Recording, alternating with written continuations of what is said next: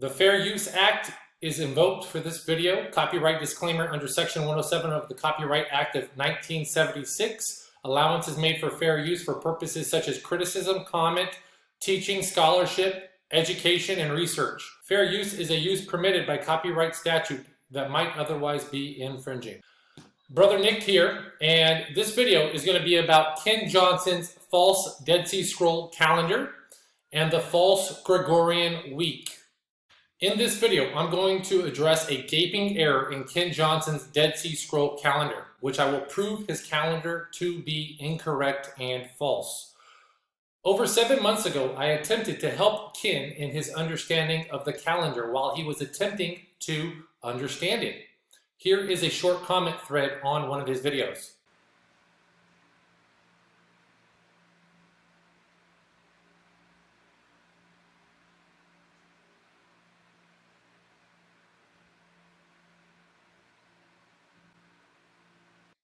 I had reservations helping Ken understand the calendar because he doesn't understand the Sabbath.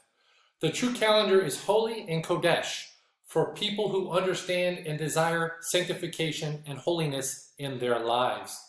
Even though Ken doesn't appear to comprehend holiness like esteeming Yahweh's name and the Sabbath, I decided to attempt to help Ken because the last thing we need is another false version of the Enoch Dead Sea Scroll calendar muddying the waters even more. Rather than accepting my fully restored calendar, Ken created another false version of the calendar that he is now peddling for $10 per PDF download.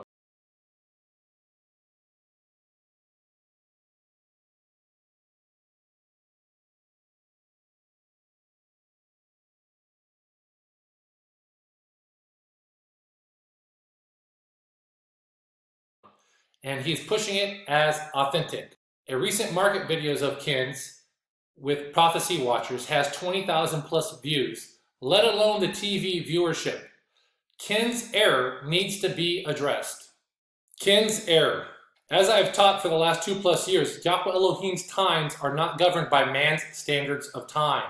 And for one to understand the Enoch, Jubilees, Dead Sea Scroll calendar, one must remove all Gregorian standards of time, define the calendar rules, correctly calibrate the calendar, and then reapply the Gregorian standards to know the Gregorian day and date equivalents. Ken's error, as with many other incorrect versions of the calendar, is he erroneously uses Gregorian days of the week, thinking they are the same as Yahweh's true days of the week, which I will prove they are not. Throughout history, various civilizations have had various day lengths of their weeks. The Egyptian calendar had their month, quote, divided into 10-day periods known as decans or decades, end quote, says Wikipedia. This means their week was a 10-day long week. The Mayans and the Aztecs had a 5-day week. The ancient Chinese calendar had a 10-day week. The Igbo had a 4-day week. The Roman prehistoric lunar calendar used an 8-day week, which is called a nundinal cycle. Later reform, the Roman legendary 10-month calendar also used the 8-day week / nundinal cycle. After more reform, the Roman Republican calendar went to a 9-day week. And the final reform of the Roman calendar was made by Emperor Constantine, who, quote, formally established the 7-day week by making Sunday an official holiday in 321 CE. Constantine's reoccurring 7-day week cycle continued when Pope Gregory VIII reformed the calendar in October 1582, which is the Gregorian calendar the entire world uses today, which means the reoccurring 7-day week cycle of Sunday through Saturday that the world uses is that of Constantine from 321 CE. This means when Constantine established the 7-day week from a 9-day week, which was previously an 8-day week, Constantine had a 1 in 7 chance of lining up the weekdays correctly to match Yahweh's Elohim's true weekdays. I will later prove the understanding of a continuous reoccurring 7-day cycle as incorrect. But for the sake of this argument, Constantine had a 14% chance of lining up Yahweh's true weekdays that year. The very big problem is there is no chain of evidence that he did so, or any evidence that whoever introduced the 7-day week cycle to Constantine did so. There is no chain of evidence that this is Yahweh's true weekdays 1 through 7. What I just shared has serious ramifications because it means the Sabbath has been lost, as hard as it sounds to believe. But before anyone dismisses me for this absurd sounding claim that the Sabbath was lost, let me share with you that it was prophesied in the book of Jubilees that Israel would lose track of the Sabbath. Jubilees chapter 6, 32, verse 38. And command thou the children of Israel that they observe the years according to this reckoning, 364 days. And these will constitute a complete year, and they will not disturb its time from its days and from its feasts, for everything will fall in them according to their testimony. And they will not leave out any day, nor disturb any feasts. But if they do neglect and do not observe them according to his commandment, then they will disturb all their seasons, and the years will be dislodged from this order. And they will disturb the seasons, and the years will be dislodged. And they will neglect their ordinances. And all the children of Israel will forget, and will not find the path of the years, and will forget the new months, Rosh Chodesh, not moons, and seasons, and Sabbaths, and they will go wrong as to all order of the years. For I know, and from henceforth, and I will declare it unto thee, and it is not of my own devising, for the book lies written before me, and on the heavenly tablets the division of days is ordained, lest they forget the feasts of the covenant, Noah's covenant, and walk according to the feasts of the Gentiles, after their error and after their ignorance. For there will be those who will assuredly make observations of the moon, how it disturbs the seasons and comes in from year to year 10 days too soon. For this reason, the years will come upon them when they will disturb the order, and make an abominable day the day of testimony, and an unclean day a feast day. And they will confound all the days, the holy with the unclean, and the unclean day with the holy, for they will go wrong as to the months, and Sabbaths, and feasts, and jubilees. For this reason I command and testify to thee, that thou mayest testify to them, for after thy death thy children will disturb them, so that they will not make the year 364 days only, and for this reason they will go wrong as to the new months, and seasons, and Sabbaths, and festivals, and they will eat all kinds of blood with all kinds of flesh. That last part is again part of Noah's covenant that we read about in Jubilees chapter 6. And I'll talk a little bit about that Noah's covenant in this video later on. So what you just read means the Sabbath is lost. The Sabbath day is the seventh day. So to lose track of the Sabbath means they lost track of the days of the week, just as I proved with the mess of the Roman calendar and now the Gregorian calendar days of the week that we've had for over 1700 years. The Sabbath was lost well before Constantine. He just completely covered the paths for the Israelites going forward from 321 CE. And remember, he instituted that Sunday law. So the true calendar was given to the Israelites. The Sabbath was given to the Israelites, not the Jewish people. Not all people who claim to be Jewish are Israelites. Many of them are converts who have inherited lies. And it was the Israelites who lost the calendar. So I don't know for certain when the calendar was lost. My guess is it was completely lost somewhere between 2 to 4 generations after John the Revelator, I would imagine.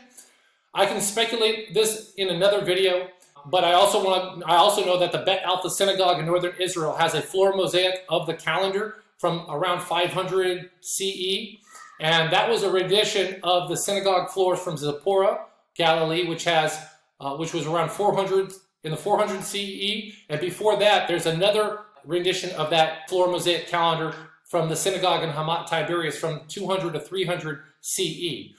So who knows if the congregations knew how to calibrate the calendar, as they well could have barely become just traditional decoration because it was lost. We don't know.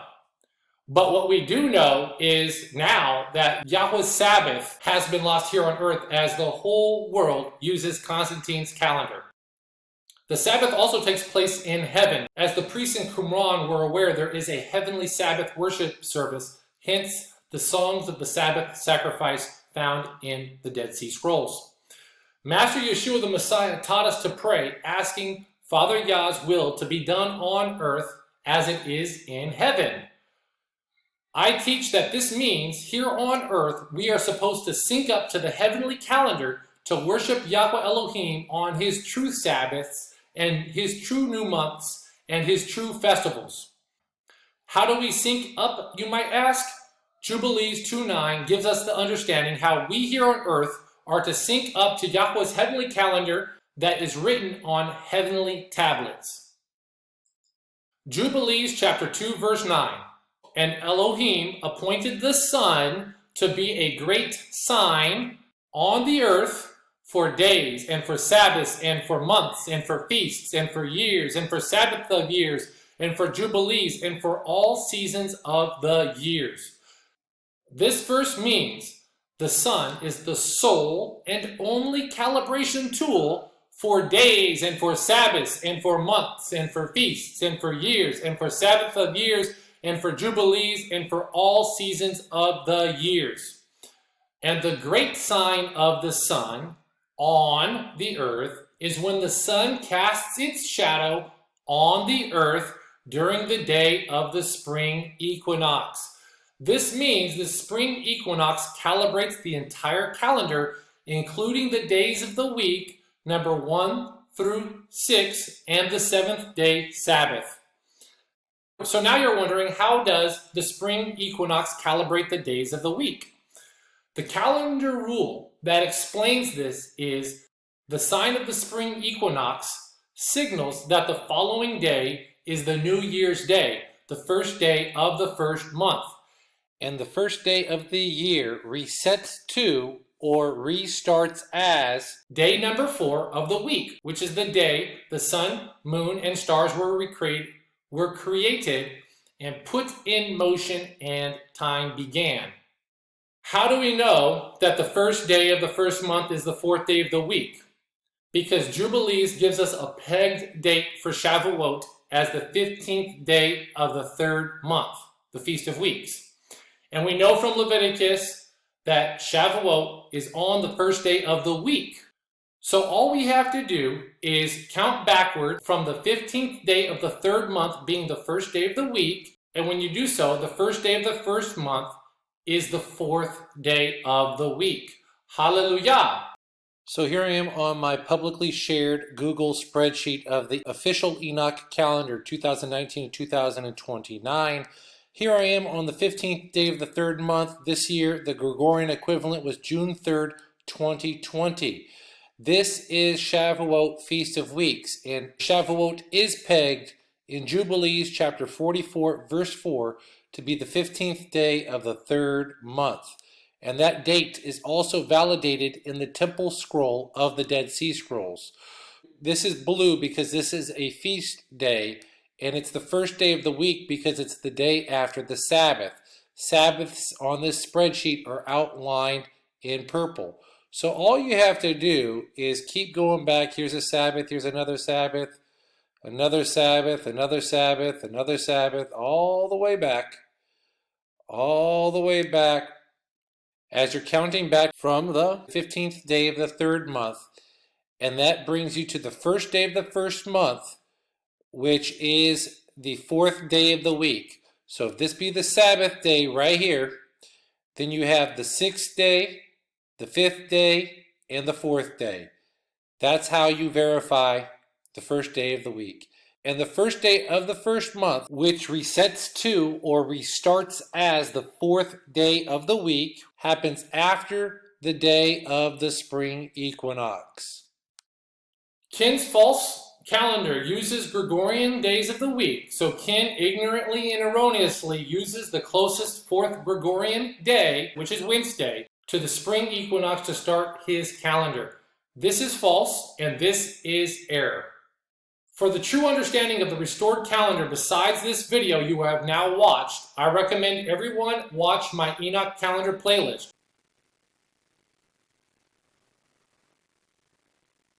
where I restored calendar concepts such as the 364-day calendar versus the 365-day solar cycle.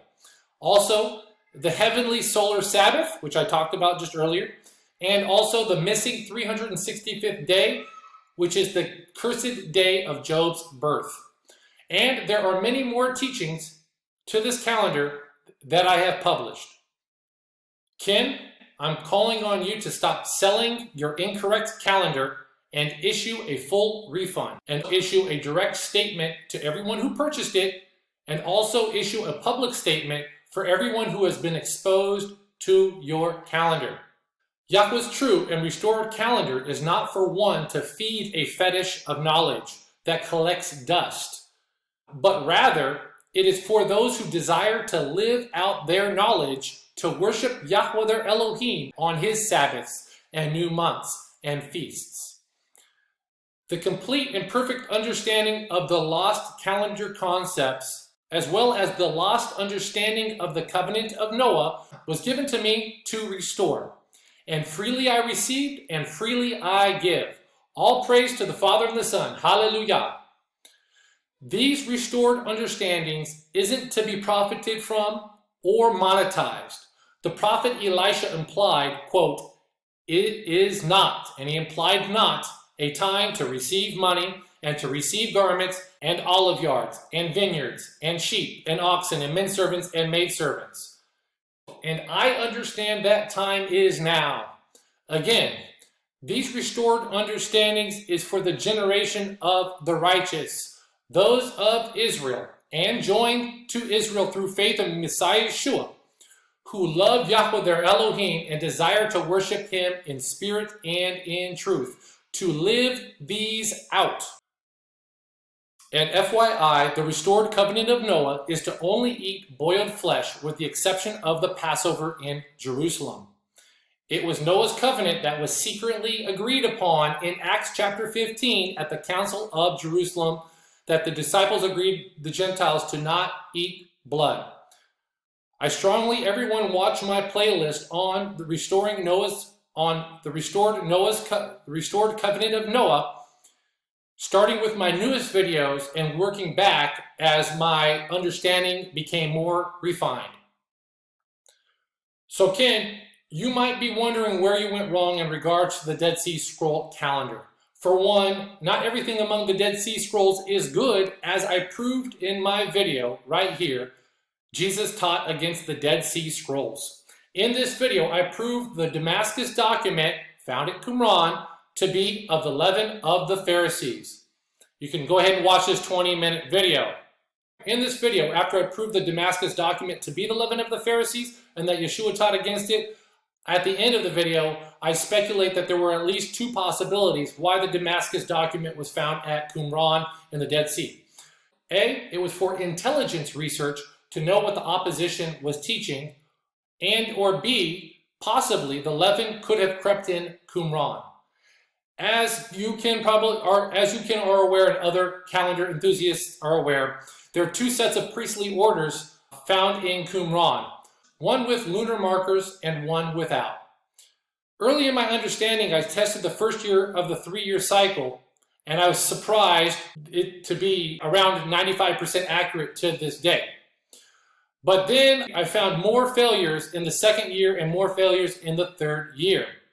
I then found that after the 3-year cycle, it does not repeat itself as they wrote that it did, or it's believed that it did.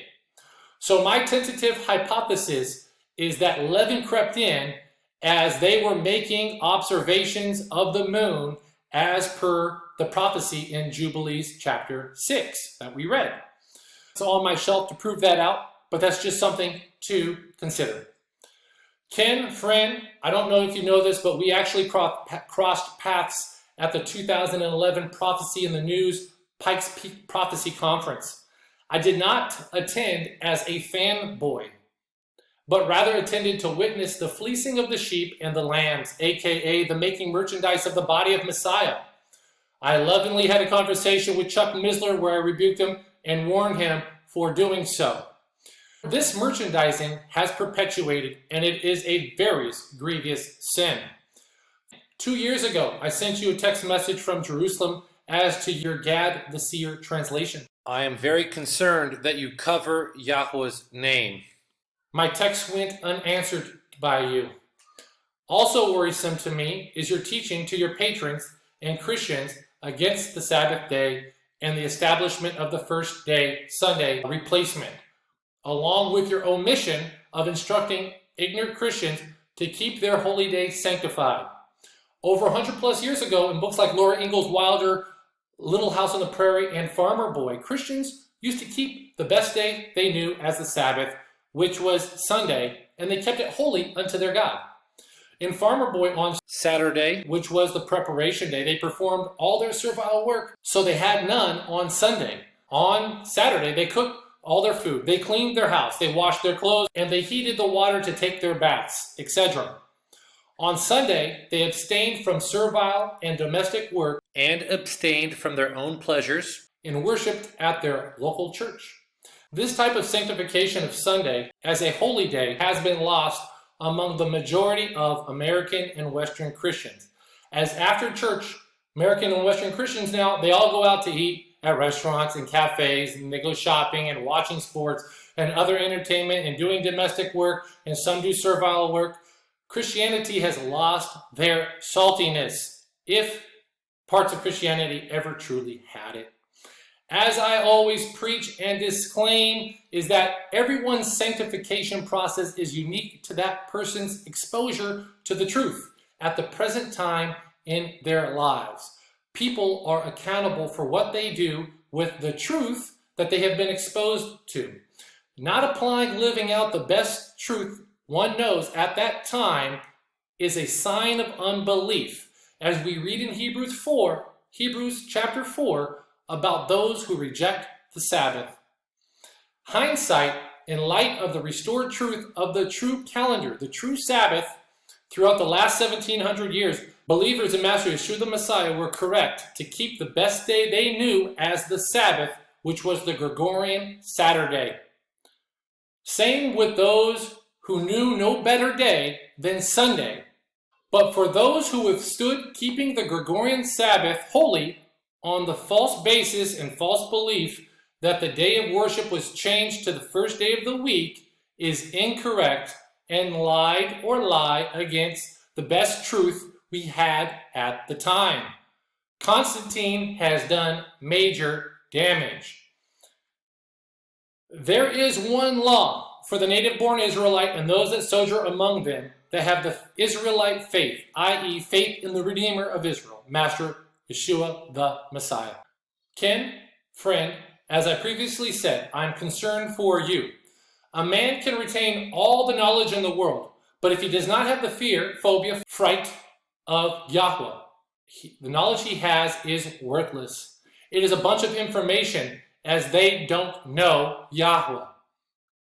Proverbs chapter 1, verse 7 says, "The fear of Yahweh is the beginning of knowledge, but fools despise wisdom and instruction." Friend, I humbly and lovingly call on you to fear Yahweh if he be your Eloah. Forsake the Calvary Chapel brand your church is under. These men are counterfeits and liars. I attended Calvary Chapel Costa Mesa for 6 years, and they arrested me and pressed charges against me in 2010 for confronting their covetous lies. Forsake your monetization and merchandising of the body of Messiah. Questions for the Q&As, but you'll be able to come here and be able to do a public or a private chat room. So members will be able to have a post in the public or the private chat rooms. We'll be able to have access to private study times, private videos, and then also the top tier will be able to get free copies of PDFs of the new books as they come out. So as you go normally here, you can come here to the subscribe button, and right by the subscribe button should be, once it's launched, a join button. So I hope you will consider joining us on our channel and becoming a member and becoming a part of our family. I'm excited to do this. We're going to have some amazing study times. Those of us that want to study hard and focus and research will be able to get together, do a lot of amazing things. So again, nothing will change. Everything will be the same. But if you want to become closer knit family and you want to participate in research and help out the ministry financially and those things, consider becoming a member. So we'll be talking to you soon with a lot of details on these things. So God bless, and we'll see you later. Master Yeshua the Messiah, he said, "Who is my mother and my brothers?" And he said, "Those who hear the word of Elohim and do it." Those who have the blood of Yeshua, who do the word of Elohim, are family. Not by giving you money, you become family. Not by giving you money, do you become a closer knit family. Your thinking is perverted. Someone can become a seraph angel for $25 per month. At your archangel level, you offer exclusive broadcasts. This all to me resembles what Yeshua talked about how the wealthy people get to sit in the front. There are believers that have nothing. The widow who had 2 mites, she gave everything that she had, and she wouldn't be able to afford an angel or archangel or a seraph angel. The body of Messiah does not condone financial favoritism. This type of thinking is perverted, especially promising people to become family and closer knit family. Hi guys, I have some exciting news to tell you. YouTube has just granted our channel the ability to have memberships. And this is fantastic. We've been waiting for this for quite a while. Keep and teach the Sabbath to be sanctified. The Sabbath is part of the 10 Commandments. It is inside the ark, and no man has authority to say the Sabbath is done away, because it is an eternal law. And lastly, I call on you to esteem the name of Yahweh, if he be your El. Finally, Ken and all Christians watching this video, I leave you all with this warning. Hosea chapter 4 verse 6, "My people are destroyed for lack of knowledge. Because thou hast rejected knowledge, I will also reject thee, says Yahweh, that thou shalt be no priest to me, seeing that thou hast forgotten the law of thy God. I will also forget thy children." Being a priest unto God is part of the Melchizedek order of King and High Priest Yeshua. So this verse is speaking to Christians that has forgotten the law of their God and disqualified themselves. What knowledge did they willfully reject? What law have they forgotten? The Sabbath. You cannot be a priest in the Melchizedek order if you don't understand the holiness of the Sabbath and apply that to your life. Christians and all peoples of the world repent and fear Eloah and keep his commandments. The Sabbath is of the 10. I'm signing off, and I hope all of you receive it and be doers of the word, not hearers only, deceiving your own selves.